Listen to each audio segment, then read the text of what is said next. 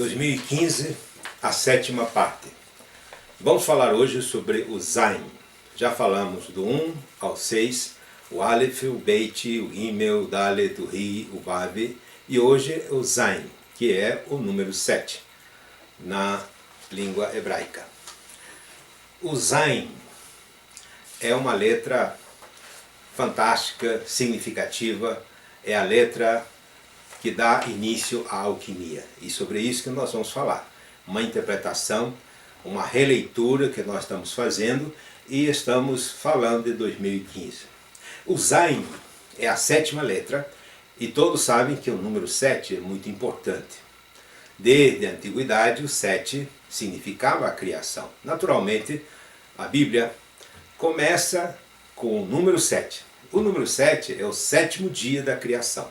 E o 7 é o Zayin, que significa literalmente arma. E veja bem, ele parece, os antigos identificavam o Zayin como se fosse um punhal. A empunhadura e um punhal. E os essênios acreditavam que o Zayin é o símbolo da criação.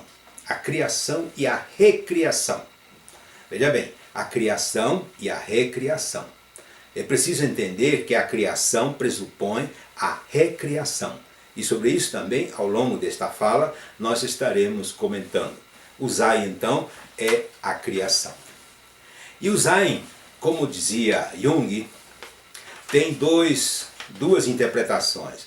Todo arquétipo, todo símbolo, todo código tem o lado positivo e o lado negativo. Depende de qual o lado que você quer lidar.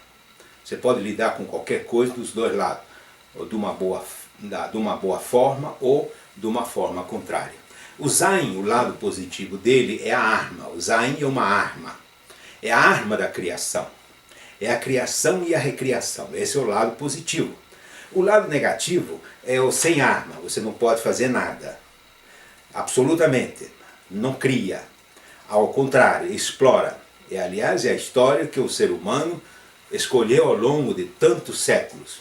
A exploração da natureza, a exploração do ser humano pelo ser humano, a exploração dos governantes do povo e, em todo sentido, uns explorando os outros. Os líderes religiosos também explorando a massa de fiéis. Ou seja, o Zayin, ao longo da história, deveria ter sido a criação. E como nós sabemos, nós estamos olhando o lado positivo e o lado negativo. O Zayin também, os antigos essênios e os alquimistas, no início da Idade Média, acreditavam na árvore da vida, que se inicia lá no Gênesis e depois conclui lá no Apocalipse. A árvore da vida. E nessa árvore da vida, que eles representavam como as 10 séfiras, ou seja, as 10 frases que Deus pronunciou no Gênesis, no Bereshit, na criação do mundo.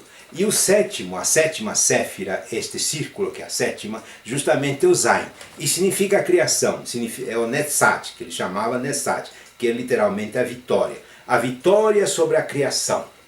Ou seja, e cada séfira desta tinha um nome de Deus. Todos eles tinham um nome de Deus. Um nome de Deus tirado da Bíblia, naturalmente. E o nome de Deus que colocaram, que os antigos essênios acreditavam que correspondia ao Zayin, era esta frase aqui, Yahvé Tsebaot, ou seja, Senhor dos Exércitos.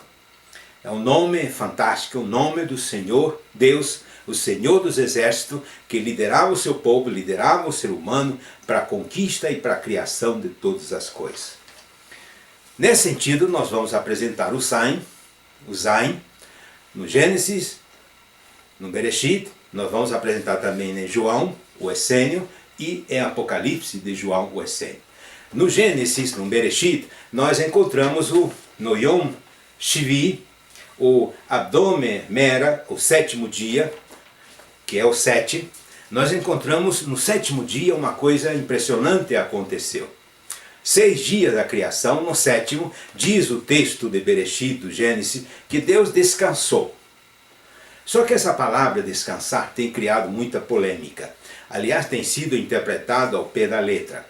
Nós sabemos, já falamos aqui no início, de que a Bíblia, os textos antigos, têm 4 interpretações. A interpretação literal, a interpretação alegórica, em segundo lugar, a interpretação hermenêutica, em terceiro, e a 4ª interpretação, a mais profunda, o segredo, o sod, o segredo.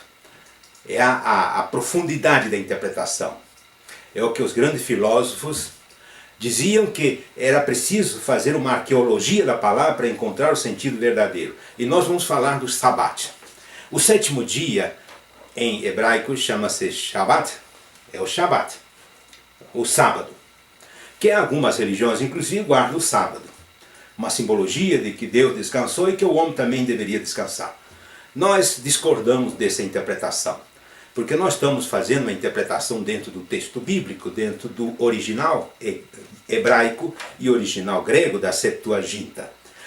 E no original, Deus descansou, o Shabat, o descanso divino. Nós não podemos imaginar que Deus tenha tirado férias e descansou, como Spinoza e alguns grandes filósofos até acreditaram que Deus criou o mundo e depois descansou, deixou o mundo à deriva. Não. Deus descansou no sentido simbólico, e é justamente esse Shabat, é justamente o que ao longo da história, desde o Gênesis, vai ao longo de todo o Tanakh, de toda a Bíblia, de todo o Novo Testamento, até o Apocalipse vai aparecer o Shabat. Mas qual é o sentido do Shabat? Veja bem, o Shabat é o sábado, tudo bem. E é interessante que antigamente, antes do ano 800, quando os maçoretas criaram esses sinais pequenos, era escrito Shabat, também o Shevet. O Shevet é o repouso, o descanso. Não é o sábado, é o descanso, o repouso. E é interessante que a Bíblia diz, que lá em Marcos, o Evangelho de Marcos diz assim, o sábado foi feito por causa do homem, e não o homem por causa do sábado. Assim o Filho do Homem, o Ben Hadam, até do sábado é o Senhor. Muito bem, o que Marcos, ou seja, segundo Marcos, o Messias queria dizer? O Shabat é justamente o descanso, o repouso que o ser humano precisava ter. E nesse sentido, nós vamos acompanhar o que no Tanakh, na Bíblia hebraica, fala lá em Josué. Em Josué, no capítulo 1, versículo 3, diz assim: lembrai-vos da palavra que vos mandou Moisés, o servo do Senhor, dizendo: o Senhor, vosso Deus, vos dá descanso e vos dá esta terra. O que eu vou dar descanso? Esse descanso é Shevet. Ou seja, na realidade o Shabat, que Deus descansou, Deus criou um tema imenso ao longo da história. No início da Bíblia, em que o ser humano precisava também ter o seu descanso. Ao longo da sua vida, ele precisa ter um descanso. Quem é o ser humano que ao longo da sua vida depois não quer ter um descanso? A história, a nação precisa ter um descanso. E diz Josué de que esse descanso foi justamente que Deus providenciou ao povo hebreu quando o tirou do Egito e o levou até a terra prometida. A terra prometida seria o Shevet, o descanso, o repouso, o sábado do povo hebreu. Ah, meu amigo, nesse sentido então, a história, o que nós vamos ver lá no Apocalipse, o Yahvé Sebaot, o rei dos reis e o seu Messias, o Messiá, ele também providenciou a terra prometida, a nova terra, o novo céus e a nova terra. Veja bem, o Shevet é o descanso, é o que todos precisam ter. E por isso nós lutamos, queremos um descanso, não é uma aposentadoria, mas um descanso da terra prometida. Meu amigo, nunca houve um momento tão impressionante na história em que o ser humano precisa do descanso, mas não o descanso de não fazer mais nada, mas uma nova terra prometida. A terra foi corroída, a terra foi corrompida, os povos se corromperam, os governantes se corromperam, tudo está corrupto. É preciso, até a natureza chora. Até a natureza chora, tudo está chorando. Porque precisam descanso, precisam uma nova terra e um novo céu. E essa nova terra e esse novo céu é justamente a figura do Messiá vai fazer. Isto que está escrito no Gênesis. Agora, em João, O que estaria escrito em João no sétimo sinal? Nós falamos no Gênesis, no sétimo dia. Agora, em João, o sétimo sinal, que tem tudo a ver com o sétimo dia, nós temos o Ebomo Sema, ou seja, o sétimo sinal. E eu diria para o meu amigo que o sétimo sinal que João coloca simbolicamente, especificamente, é a recriação do homem, na figura de Lázaro. Lazar. E eu coloco aqui numa palavra hebraica que o Novo Testamento hebraico traz, Lazar kunse, ou seja, Lázaro vem para fora. Nós vamos ver o que aconteceu. O que João diz que aconteceu com Lázaro. Lazar, é impressionante, Lazar está escrito desta forma, e o Zain está no meio, o sétimo dia está no meio. Lazar é o símbolo da recriação, não é mais a criação. O Messias veio para recriar o que o ser humano tinha corrompido. Deus criou e descansou no sétimo dia. O Messias precisava vir para recriar o ser humano. E vai retornar, e nós acreditamos, aí Comércio acredita, que o Messias retornará para recriar o cosmos. É o que nós vamos ver no Apocalipse de João. Veja bem, olha, preste atenção. A recriação de Lázaro, é o tema do novo céu e a nova terra prometida pelo Messias. Se o Messias, senhores, ressuscitou no terceiro dia, mas o Messias recriou Lázaro no quarto dia. Ou seja, ele não ressuscitou Lázaro. Não tinha mais como ressuscitar. Até porque Maria e Marta falaram para Jesus, não, ele não pode, ele não tem condição, está podre, ele já está cheirando mal. Mas o que o Messias fez? Ressuscitou? Não. A palavra ressuscitar não cabe aí. Ele recriou Lázaro. Tanto é que ele chama Lázaro, vem para fora. Kunse. Ele chama de novo. Ele recria o Lázaro como sendo o sétimo dia, o sétimo sinal. Muito bem. Mas para terminar eu preciso falar do Apocalipse de João. Para fechar esse conceito do sétimo. Porque no próximo vídeo eu vou falar sobre a alquimia messiânica. A alquimia jamais foi tão necessária como o nosso tempo hoje. O sétimo selo, ou Ebome Esfragida, o sétimo selo, diz, há um texto impressionante quando nós podemos chamar do sétimo selo, quando o Messias, o Filho do Homem, o Cordeiro Hasset, ele abriu o selo, o sétimo selo. Sabe o que aconteceu? Tinha 7 selos, tinha 7 anjos e tinha 7 trombetas.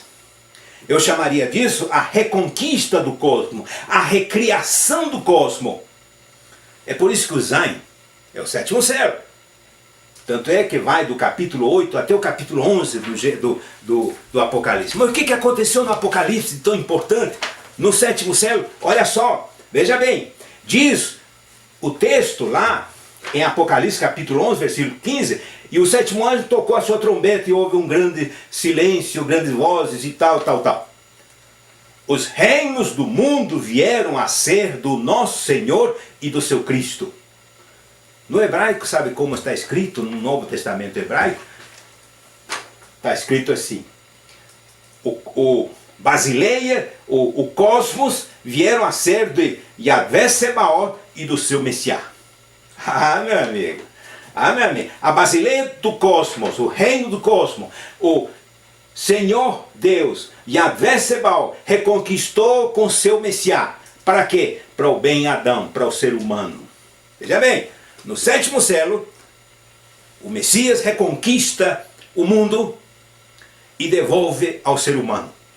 Meu amigo, essa história de que o mundo acaba, com certeza acaba.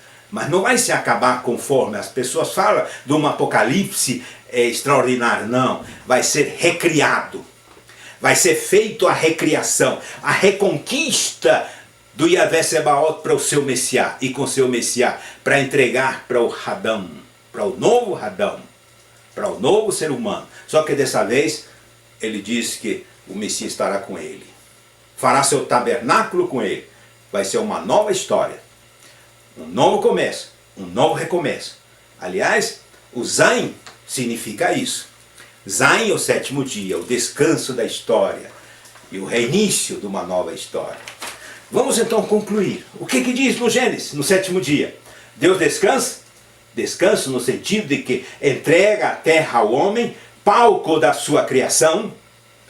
E Josué complementa, segundo Hebreus, de que Josué deu descanso e repouso na terra prometida aos hebreus, e da mesma forma precisa entregar também ao ser humano que acredita no Messias essa nova terra e esse novo céu.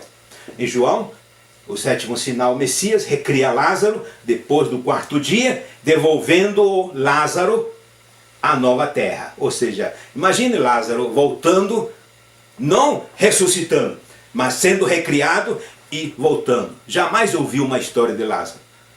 Daria um bom livro sobre Lázaro. O que teria feito Lázaro após o seu retorno, após a sua recriação?